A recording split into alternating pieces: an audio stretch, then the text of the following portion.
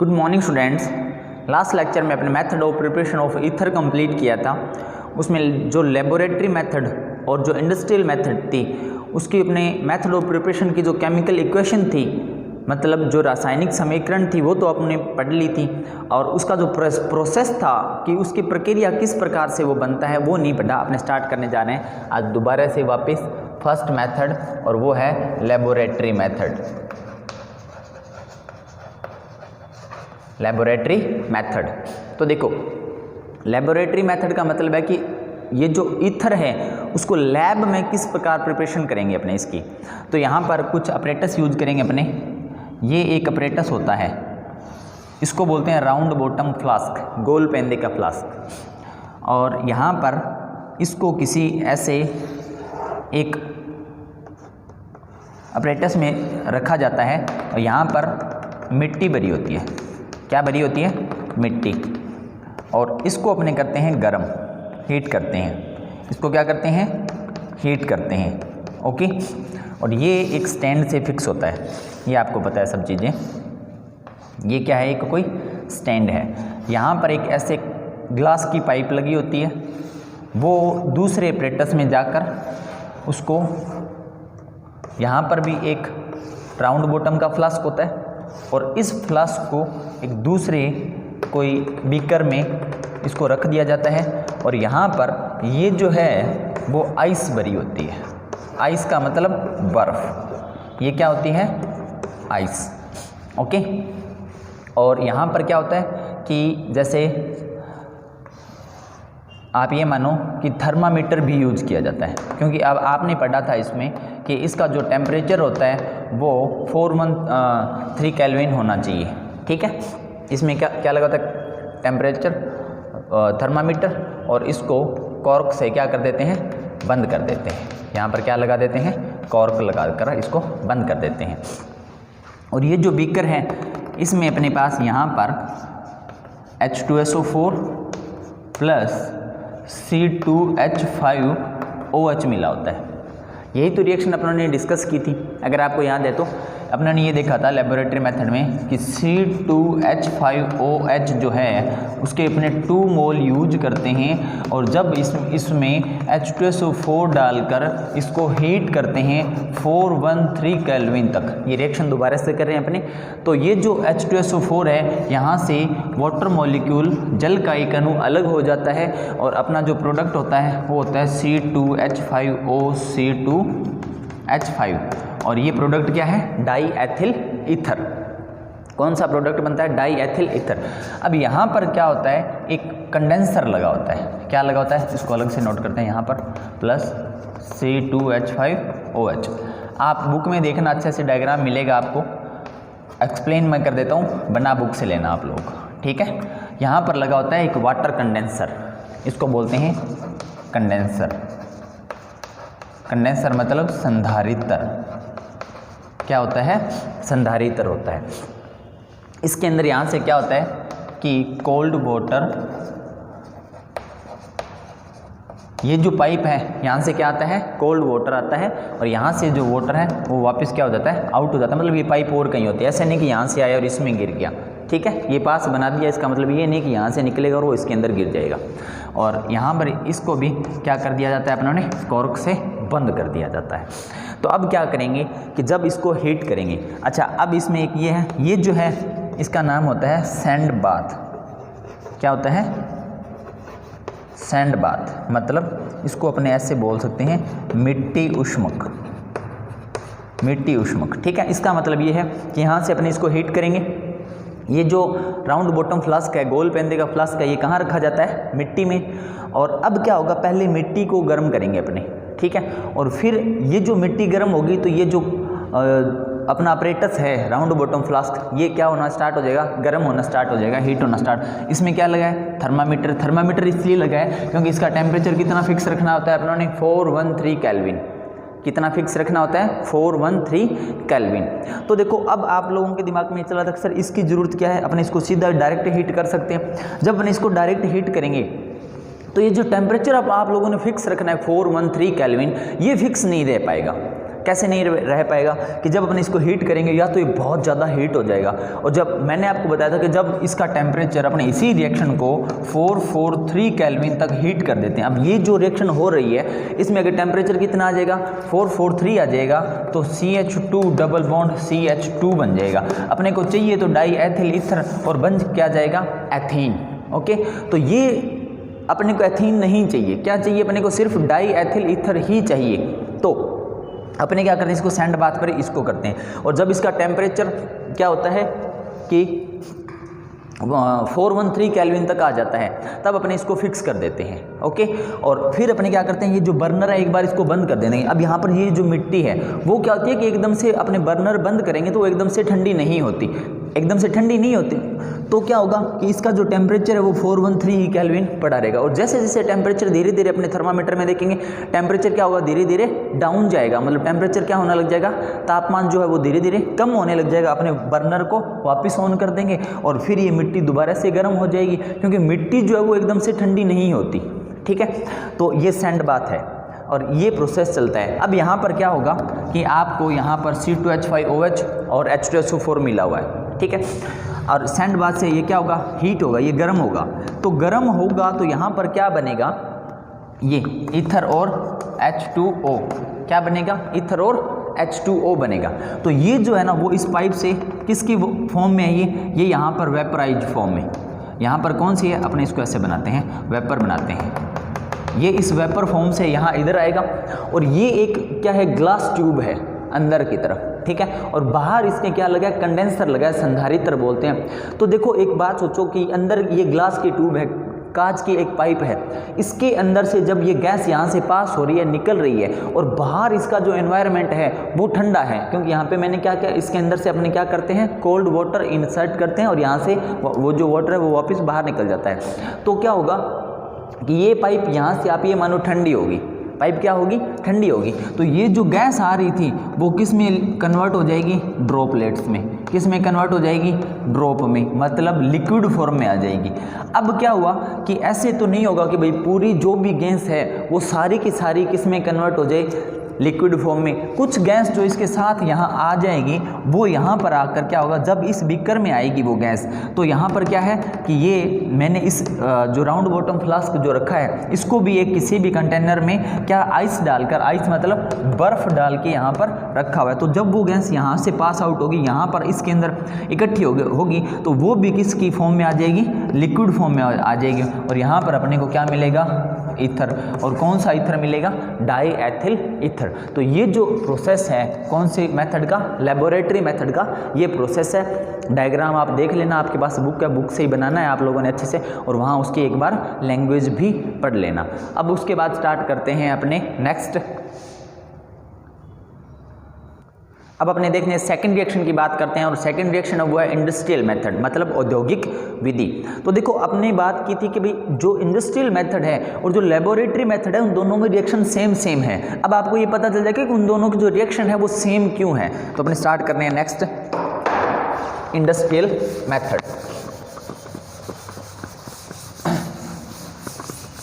Industrial method का मतलब ये है कि अगर कोई भी इंडस्ट्री है, मतलब कोई भी जो उद्योग है, वहाँ पर अगर ईथर का यूज हो रहा है तो वो क्या है कि ईथर जो है वो और किसी दूसरी कंपनी से नहीं खरीदते, वो खुद ही बनाते हैं। तो इंडस्ट्रियल मेथड आपने जो भी पढ़ी है इसमें आप लोगों को ये ध्यान रखना कि भाई इंडस्ट्रियल मेथड और लेबोरेटरी मेथड का मतलब क्या है। ठीक है, लेबोरेटरी मेथड का मतलब ये है कि अपने इसको लैब में कैसे बनाते हैं, और इंडस्ट्रियल मेथड का मतलब ये है, इंडस्ट्रियल मेथड का मतलब ये है कि इंडस्ट्री जिसमें अगर किसी ईथर का यूज हो रहा है तो वो क्या है कि इंडस्ट्री खुद ही बनाएगी, और कैसे बनाएगी ये प्रोसेस है। सेकंड मेथड देखते हैं अपने इंडस्ट्रियल। इंडस्ट्रियल मेथड का मतलब है औद्योगिक विधि। ठीक है, इसमें क्या होता है कि 4 टाइप के चैम्बर होते हैं।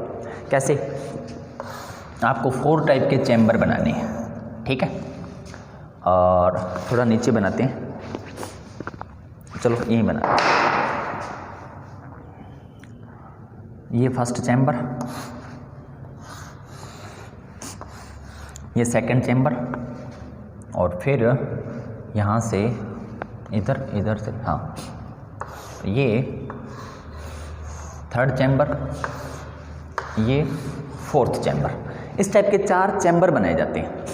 सबसे फर्स्ट वाला जो चैम्बर है ना, इसमें क्या होगा कि इधर से C2H5OH ये पाइप है, ठीक है, यहाँ से क्या डाला जाता है C2H5OH, ओके। और इसके अंदर एक और ऐसी पाइप लगी होती है, इसमें क्या है, यहाँ पर होल होते हैं, क्या होते हैं, छोटे छोटे होल होते हैं, ओके। और यहाँ से क्या है, यहाँ से इधर लिख रहा हूँ मैं C2H5OH प्लस H2SO4 जो है, इसको वेपराइज करके, मतलब इसकी वाष्प बनाकर, क्या बनाकर, वाष्प बनाकर इस पाइप से ये जो है इतना सारा मटेरियल, एक तो एथिल अल्कोहल इधर से आएगा, ओके, एक जो एथिल अल्कोहल है C2H5OH और H2SO4, ठीक है, वो 1:1 में 1:1 में इधर आते हैं, ठीक है। अभी आपको ये भी पता है कि यहाँ पर अपनों ने थोड़ी देर पहले जो रिएक्शन लिखी थी, वही रिएक्शन इसमें यूज होगी, और वो क्यों होगी अभी आपको पता चल जाएगा। और इसमें C2H5OH एक तो इधर से आ रहा है, 1 मोल C2H5OH इधर से आ रहा है, 1 मोल ये रहा, तो अपने जो C2H5OH है एथिल अल्कोहल है, उसके कितने मोल यूज करते हैं, 2 मोल अपने इसके यूज करते हैं, ओके। अब क्या होगा कि यहाँ से ये जो पाइप है, ये एक इसको गर्म किया गया है, ठीक है, हीटेड पाइप है एक, इसमें से यहाँ पर छोटे छोटे होल हैं, ओके। तो उसमें से क्या होगा, C2H5OH और H2SO4 की वाष्प, मतलब ये जो दोनों हैं वो क्या, किस फॉर्म में है, वेपर फॉर्म में, किस फॉर्म में, वेपर फॉर्म में यहाँ पर आते हैं। और इधर से क्या आ रहा है कि C2H5OH, और ये ड्रॉप बाय ड्रॉप यहाँ पर ये जो भी चैम्बर है इसमें गिर रहा है। तो इसका टेम्परेचर कितना रखा हुआ है, ये जो चैम्बर है इसका टेम्परेचर 413 केल्विन तक इसको हीट भी किया गया है, क्योंकि इसी टेम्परेचर पे क्या होता है कि जो एथिल अल्कोहल होता है वो ईथर में कन्वर्ट होता है, मतलब ईथर में बदलता है, ओके। तो देखो अब यहाँ से ये सारा जो भी मटेरियल होगा, मतलब ये जो C2H5OH एथिल अल्कोहल, ये एथिल अल्कोहल और H2SO4, ये तो पहले से ऑलरेडी किस फॉर्म में है, वेपर, किस अवस्था में है, वाष्प अवस्था में, और इसका टेम्परेचर कितना किया गया है 413 केल्विन इस चैम्बर का। तो ये वाला जो C2H5 जो ड्रॉप बाय ड्रॉप बूंद की फॉर्म में यहाँ पर गिरता है, वो भी किस में बदल जाएगा, वेपर फॉर्म में, वाष्प अवस्था में। और ये जो वाष्प अवस्था है ये इधर जाएगी, ठीक है। और यहाँ पर ये जो पाइप है, ये पाइप से कहाँ जाएगी, अब जो वेपर होती है वो इस पाइप से होते हुए, सॉरी यहाँ पर एक पाइप लगी है, इस पाइप से होते हुए कहाँ पहुँचेगी, 2nd चैम्बर में। और यहाँ से क्या हो रहा है, ऊपर से NaOH जो है वो ड्रॉप बाय ड्रॉप क्या हो रहा है, इसके अंदर आ रहा है। अब ये क्यों आ रहा है, क्योंकि यहाँ पर देखो C2H5OH है, इसके भी वेपर आ रहे हैं, H2SO4 के भी वेपर आ रहे हैं। तो यहाँ पर अपने को जब C2H5OH रिएक्शन लिखते हैं एक बार अपने, C2H5OH H2SO4। अब यहाँ से क्या होगा कि जो C2 एथिल अल्कोहल है वहाँ से वाटर मॉलिक्यूल अलग हो जाएगा, मतलब -H2O, और इधर क्या मिलेगा अपने को, C2H5 और C2H5, या यहाँ पे नोट कर सकते हो आप, प्लस H2SO4, ठीक है। अब ये जो जितना भी मटेरियल यहाँ पर है, ये ऐसे तो है नहीं कि भाई यहाँ पर अपनों ने C2H5 H2SO4 डाला और ईथर बन गया और वाटर बन गया, वो सारा कुछ ही अलग हो जाएगा। वो सारा कुछ ही किस अवस्था में है, वाष्प अवस्था में। और वो सारी जो है जितने भी टाइप का ईथर, H2SO4 और H2O और H2SO4, इन सभी की जो वेपर है वो क्या कहाँ पर पहुँच जाएगी, इस चैम्बर में पहुँच जाएगी। अब यहाँ से क्या डाला जा रहा है, NaOH, ये क्या है, बेस, क्या है ये, बेस, ठीक है, बेस मतलब क्षार। अब इसके अंदर क्या है, C2H5O C2H5, और यहाँ पर क्या है H2O, और यहाँ पर क्या है अपने पास है H2SO4। मतलब ये जो H2SO4 है ये भी किस अवस्था में है, वेपर फॉर्म में, वाष्प अवस्था में। तो ये जो चैम्बर है इसमें अपने पास इतनी सारे मटेरियल है। तो जब NaOH डालेंगे तो NaOH क्या है, बेस, और ये क्या है, एसिड। तो NaOH और H2SO4 मिलकर वो तो यहीं रह जाएंगे। मतलब अपने को यहाँ तक जब अपने पहुँचेंगे तो अपने पास क्या होना चाहिए, सिर्फ ईथर होना चाहिए और वो बिल्कुल क्या होना चाहिए, प्योर होना चाहिए। शुद्ध अवस्था में ईथर को लेके जाना है और वहाँ तक पहुँचेगा वो, ठीक है। तो देखो अब H2SO4 तो यहाँ से अलग हो गया। अब ये जो वाष्प थी, इस वाष्प को अपनों ने इस चैम्बर में भेज दिया, नेक्स्ट चैम्बर में। अब यहाँ पर क्या पहुँचा, देखो यहाँ पर NaOH एसिड और बेस मिलकर एक कोई सॉल्ट की फॉर्मेशन कर लेंगे, वो यहाँ से अलग हो जाएंगे और इसको यहाँ से क्या कर लिया जाता है, अलग कर लिया जाता है, बाहर निकाल लिया जाता है, ठीक है। और अब यहाँ पर ईथर, H2O और H2SO4 इन सभी की वेपर थी, वाष्प थी। तो यहाँ से H2SO4 जो था वो तो रिमूव हो गया, हट गया, ओके। और यहाँ पर क्या रह गया अब, C2H5O, C2H5 और ये रह गया H2O। ये जो है चैम्बर, इसको बोलते हैं फ्रैक्शनल डिस्टिलेशन। क्या बोलते हैं, फ्रैक्शनल डिस्टिलेशन चैम्बर, या इसको अपने बोल सकते हैं कि प्रभाजी आसवन कक्ष, प्रभाजी आसवन कक्ष, ठीक है। तो यहाँ से क्या होगा कि C2H5 और H2O, अब अपने पास दो जो प्रोडक्ट हैं वो हैं, तो इसमें से क्या होगा कि C2H5OH और H2O वो अलग हो जाएगा। H2O अलग होगा, उसको अपने यहाँ से बाहर निकाल लेंगे, ठीक है। तो यहाँ से अपनों ने क्या हटा लिया, H2O। अब इस पाइप से क्या होगा कि ये अब C2H5OH है, वो अभी भी किस फॉर्म में है, वेपर फॉर्म में। तो अब अपने क्या करते हैं, इसको इस पाइप से यहाँ निकालते हैं, ठीक है। और या ऐसे कर लो आप, इसको इस पाइप से यहाँ पर अपने क्या कर देते हैं, राउंड बॉटम फ्लास्क में। अब ये जो पाइप है, इसको मैंने सर्किल स्टाइल में क्यों बनाया, क्योंकि अगर आपने जो लास्ट मेथड देखी थी, ये जो चैम्बर है उसको बोलते हैं कंडेंसर चैम्बर,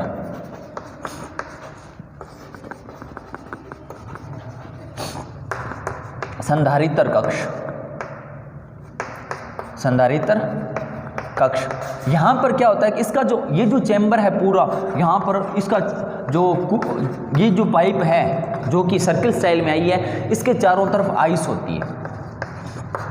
आइस मतलब बर्फ होती है। मतलब यहाँ से C2H5 और H2O था, H2O तो यहाँ से फ्रैक्शनल डिस्टिलेशन से प्रभाजी आसवन से अपनों ने क्या कर लिया, अलग कर लिया। अब क्या बचा है, C2H5O, C2H5 मतलब ईथर बचा है ना, डाई एथिल ईथर, वो कहाँ जाएगा, आगे यहाँ पर जाएगा। और ये किस अवस्था में है, यहाँ पर अभी भी ईथर है, इस पाइप से इधर ईथर जा रहा है, और वो भी किस अवस्था में है, वेपर फॉर्म में। तो जब यहाँ पर इसकी वाष्प आएगी और इस पाइप से अंदर से वाष्प निकलेगी, इसके ये जो पाइप है इसके बाहर चारों तरफ इसको बहुत ठंडा किया गया है, इसके बाहर चारों तरफ क्या पड़ी है, आइस पड़ी है। तो ये जो है वो यहाँ पर लास्ट में जाते जाते इस पाइप से क्या लिक्विड फॉर्म में बाहर निकलेगी, और यहाँ पर लास्ट में अपने को डाई एथिल ईथर मिलेगा, ओके। डाई एथिल ईथर अपने को यहाँ पर मिल जाएगा। तो देखो एक बार दोबारा से रिपीट करते हैं, 1 2 3 4 फोर्थ है अपने पास चैम्बर, ठीक है। फर्स्ट चैम्बर में क्या होता है, एथिल एल्कोहल, और दूसरी एक पाइप से जिसके होल बने हुए काफ़ी सारे, उसमें से एथिल एल्कोहल और H2SO4 यहाँ से बाहर आते हैं, ओके। और इसका टेम्परेचर कितना फिक्स रखते हैं, 413 केल्विन। अब यहाँ से क्या होगा कि सभी जो अपनी रिएक्शन हुई थी, ईथर, H2O और H2SO4, ठीक है, वो सारे किस फॉर्म में है, वेपर फॉर्म में। यहाँ से NaOH डाला जाता है। ये जो NaOH है वो रिएक्शन में नहीं दिखाया, क्योंकि H2SO4 है उसको हटाना है अपनों ने, सिर्फ एक ही बार काम में लेना है फर्स्ट चैम्बर में। तो इस चैम्बर में क्या करते हैं अपने कि जब NaOH डालेंगे तो H2SO4 मतलब ये एसिड है और ये बेस है, ये एसिड मतलब अम्ल है, तो अम्ल और क्षार क्या करके अभिक्रिया रिएक्शन करके और किसकी अवस्था में, एक सॉल्ट मतलब किसी लवण की अवस्था में क्या हो जाएंगे, अलग हो जाएंगे। इसको यहाँ से इकट्ठा कर लेंगे। फिर अब यहाँ पर क्या बचा, ये तो हट गया, तो यहाँ पे क्या बचा, डाई एथिल ईथर और H2O, ये अभी भी वेपर फॉर्म में है। इस चैम्बर को बोलते हैं फ्रैक्शनल डिस्टिलेशन चैम्बर, प्रभाजी आसवन। ये क्या होता है मैंने किसी क्लास लेक्चर में बता दिया, बार बार नहीं बताऊंगा, ध्यान रखना। तो यहाँ से अपने ने H2O को क्या कर लिया, हटा लिया। अब अपने पास सिर्फ क्या बचा है, इस यहाँ तक पहुँचेंगे वेपर, और किसकी वेपर, ईथर की, ईथर कौन सा है? Diethyl ether. तो इस वेपर को अपने किस फॉर्म में? लिक्विड फॉर्म में यहाँ पर इकट्ठा कर लेंगे और ये जो है यहाँ पर अपने को क्या मिल गया? Diethyl ether. ओके, तो ये अपने पास इसका प्रोसेस था इंडस्ट्रियल मेथड और लेबोरेटरी मेथड का। बाकी अपनों ने जो रिएक्शन थी वो कंप्लीट कर ली थी। नेक्स्ट टॉपिक स्टार्ट करते हैं अपने फिजिकल प्रॉपर्टीज ऑफ ईथर।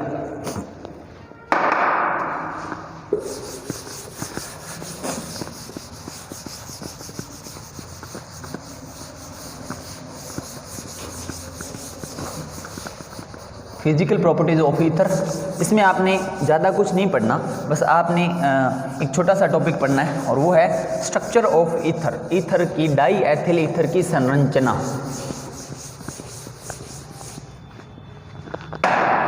ठीक है, देखते हैं अपने, साफ करते हैं बोर्ड को। डाईएथिल ईथर की स्ट्रक्चर ऑफ डाईएथिल ईथर की। डाईएथिल ईथर जो है उसकी स्ट्रक्चर किस टाइप से होती है, किस प्रकार वो बना होता है। देखो, नेक्स्ट टॉपिक है अपनी फिजिकल प्रॉपर्टीज।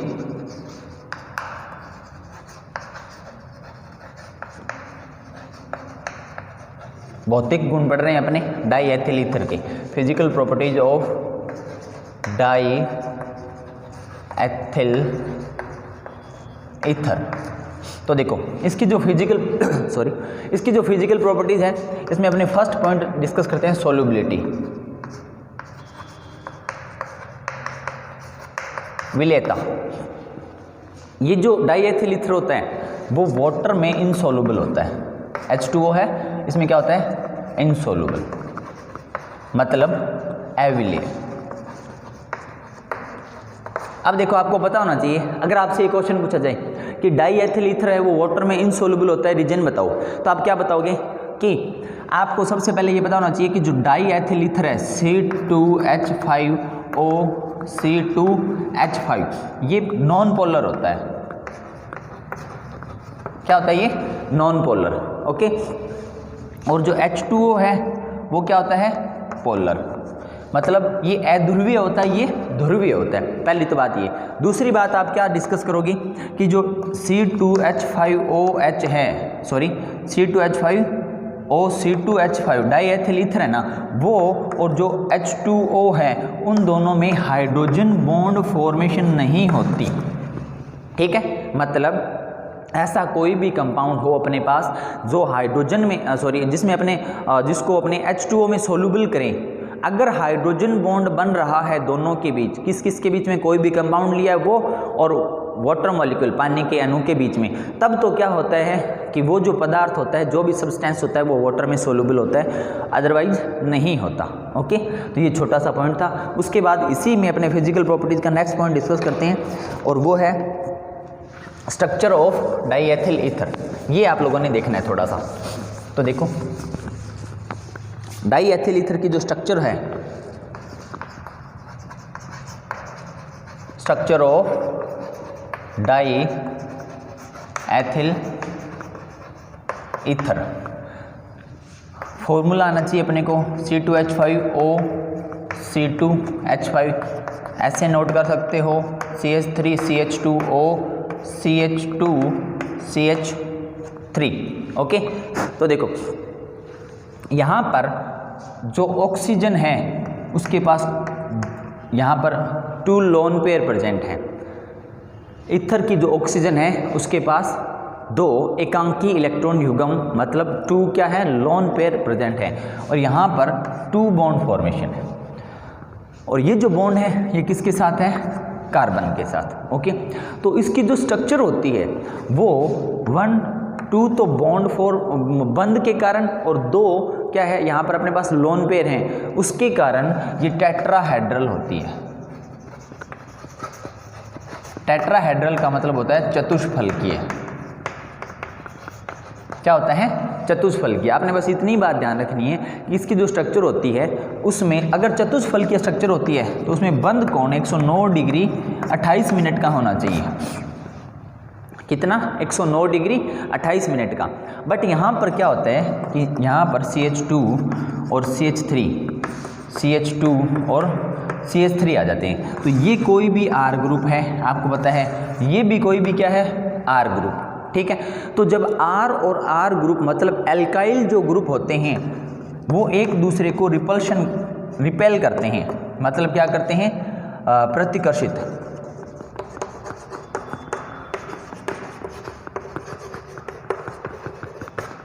इनमें क्या होता है, R और R ग्रुप जो होता है वो एक दूसरे को क्या करते हैं, रिपल्शन करते हैं। तब यहाँ पर क्या होता है, देखो ये जो बॉन्ड अपने बने हुए हैं, ये जो है R ग्रुप, ये थोड़ा सा इधर हो जाएगा, ये भी थोड़ा सा इधर हो जाएगा, तो इसका जो बॉन्ड एंगल होता है वो 110 डिग्री का हो जाता है। टेट्राहेड्रल स्ट्रक्चर होनी चाहिए, बट इसका जो बॉन्ड एंगल होता है, बंद कोण होता है, वो कितना होना चाहिए, 109 डिग्री 28 मिनट। बट यहाँ पर R और R जो ग्रुप होते हैं वो उनका रिपल्शन लगता है, प्रतिकर्षण लगता है, तो ये क्या होंगे कि थोड़े से ऐसे फैल जाएंगे। जब प्रतिकर्षित होते हैं तो वो जो भी कोई सब्सटेंस या कोई ऐसे पदार्थ जो एक दूसरे को प्रतिकर्षित करते हैं तो वो एक दूसरे से क्या जाते हैं, मैक्सिमम डिस्टेंस तक जाते हैं, मतलब अधिकतम दूरी तय करते हैं वो। तो ये क्या करेंगे, थोड़े से रिपल्शन हो जाएगा इसमें, और ये थोड़ा सा जो बॉन्ड एंगल है वो बड़ा हो जाएगा, और कितना हो जाएगा, 110 डिग्री। बस आपने इसमें इतना ही पढ़ना है स्ट्रक्चर ऑफ डाईएथिल ईथर में। ओके, उसके बाद अपने स्टार्ट करते हैं केमिकल प्रॉपर्टीज ऑफ ईथर। और केमिकल प्रॉपर्टीज ऑफ ईथर जो है उसके लिए अपने को सबसे पहले आपको पता है कि अपने एक चार्ट बनाते हैं, और वो क्या है, देखो बनाओ।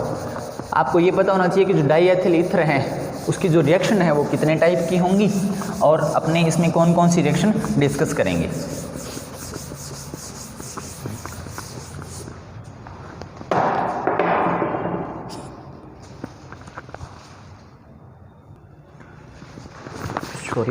Chemical properties of ether start करते हैं अपने। Chemical properties of ether. अब ये जो केमिकल प्रॉपर्टीज ऑफ ईथर है, मतलब ईथर के जो रासायनिक गुण हैं, तो इसमें ईथर जो है वो 4 टाइप की रिएक्शन शो करता है। कौन कौन सी करता है अभी डिस्कस करेंगे अपने। पहले चार्ट की फॉर्मेशन करते हैं। तो देखो सबसे जो फर्स्ट पॉइंट है उसमें जो रिएक्शन होगी वो होगी from C2H5 group, C2H5 group. Okay, और उसकी जो सेकंड रिएक्शन होगी वो होंगी जो ऑक्सीजन एटम है उसके ऊपर जो लोन पेयर है उसके कारण।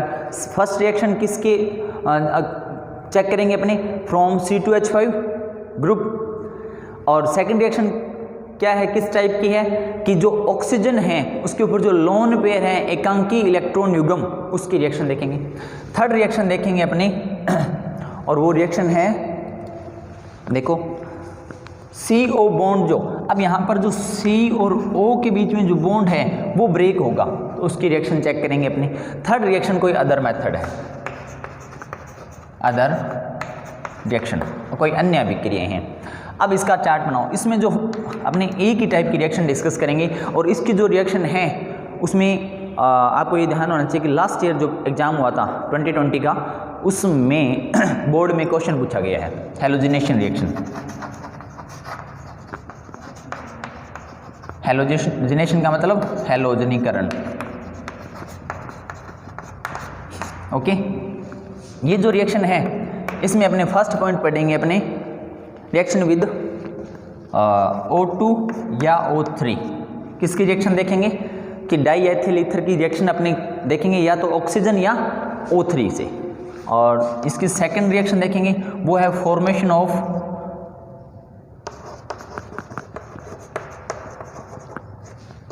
Oxonium salt. ऑक्सोनियम साल्ट ऐसे लिखा जाता है इसको, ऑक्सोनियम लवण का निर्माण। जो थर्ड रिएक्शन देखेंगे उसमें अपने 4 या 5 टाइप की रिएक्शन डिस्कस करेंगे, और फर्स्ट रिएक्शन है reaction with HX, second reaction है हाइड्रोजनेशन रिएक्शन,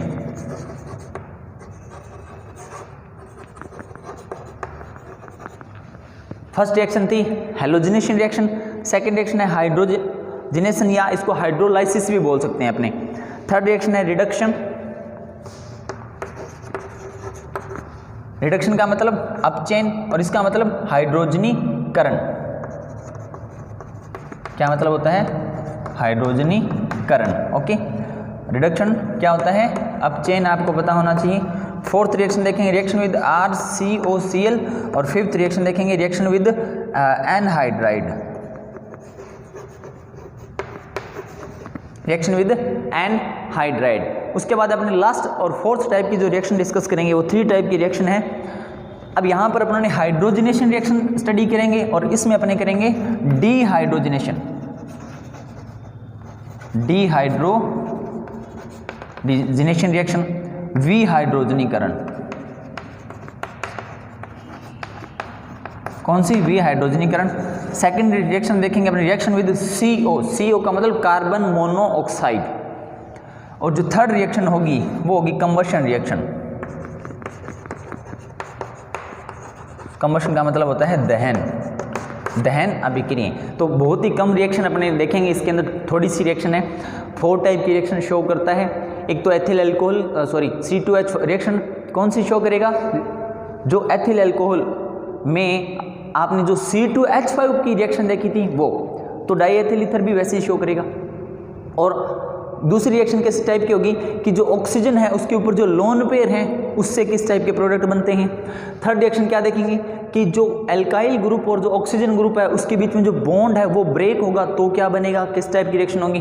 फोर्थ टाइप की रिएक्शन देखेंगे, अदर रिएक्शन है ये, और वो है डीहाइड्रोजनेशन, विहाइड्रोजनीकरण, reaction with CO, reaction of combustion reaction. Combustion reaction का मतलब होता है दहन। दहन का मतलब होता है कि अपने कोई भी जो ऑर्गेनिक कंपाउंड है उसको in the presence of oxygen में इसको क्या करना है? बर्न करना है, जलाना है। मतलब ऑक्सीजन की उपस्थिति में जलाने को दहन बोलते हैं। ठीक है, तो इतनी टाइप की रिएक्शन अपने स्टडी करेंगे। ये जो चार्ट है ये आपके पास बना होना चाहिए और आपको ये ध्यान होना चाहिए। फिर टोटल रिएक्शन कितनी होगी? 1 2 3 4 5 6 7 8 9 10 और 11। बहुत ही कम रिएक्शन है और ये चैप्टर हो जाएगा यहाँ पर फिनिश। Thank you. आज के लिए बस इतना ही। नेक्स्ट जो टॉपिक है वो कल से अपने स्टार्ट करेंगे। यहाँ से केमिकल प्रॉपर्टीज ऑफ रिएक्शन को कल स्टार्ट करते हैं। ओके।